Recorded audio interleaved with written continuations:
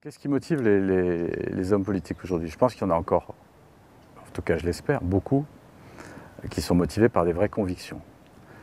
Et sachant que ces convictions se heurtent à la réalité. C'est-à-dire qu'on peut avoir des convictions, on peut dire on voudrait que le monde soit comme ça, sauf que le monde n'est pas comme ça, il est comme ça. C'est-à-dire qu'entre ce qui se passe sur les marchés financiers, ce qui se passe dans les grandes entreprises et leurs moyens de pression, leurs lobbies, ce qui se passe dans les institutions internationales comme l'Europe concernant la France, fait que la marge de manœuvre elle est très limitée. Donc les gens qui ont des convictions, à un moment ou à un autre, se fracassent sur la réalité. Donc qu'est-ce qui reste après?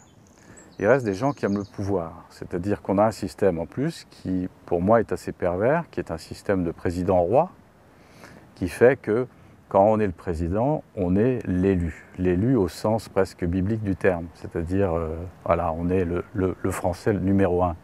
Et ça, ce côté qu'on n'a pas dans les démocraties, je dirais, un peu plus développées, comme les démocraties scandinaves ou anglo-saxonnes, où on a un Premier ministre qui est là, qui fait le job, qui s'en va, on en met un autre. C'est tout un autre formalisme, c'est toute une autre approche du pouvoir qui est héritée, alors qu'on a quand même fait la Révolution française, qui est héritée de l'Ancien Régime. Et ça, je pense que ça crée pour ce poste de président de la République quelque chose qui pousse quasiment à la normalité chez les politiques. Et donc il y a une soif comme ça qui est surprenante. Et ce qui est surprenant, c'est que le combat, qui est extrêmement violent, parce que les pots de banane, c'est quand même courant.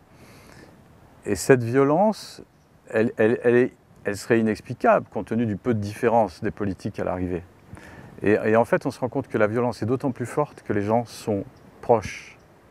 C'est-à-dire à l'intérieur des partis, la violence est encore plus forte qu'entre les partis eux-mêmes. Et d'ailleurs, les journalistes l'illustrent. Vous avez un Premier ministre qui est nommé, tout de suite, on parle de sa concurrence avec le président.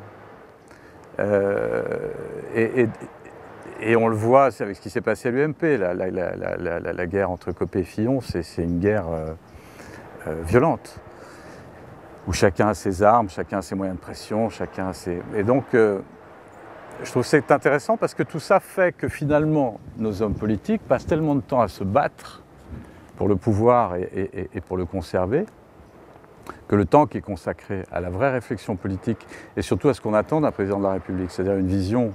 Ce qu'on attend de responsables politiques, c'est une vision. Et cette vision, on ne l'a pas parce que leur temps est pris par la lutte politique.